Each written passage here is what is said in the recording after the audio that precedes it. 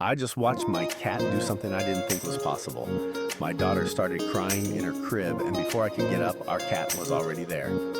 She jumped right in and curled up next to her. Then she started nuzzling her face, like she was trying to tell her everything's okay. Within seconds, my baby stopped crying completely. I've had cats my whole life, but I've never seen one with this kind of instinct.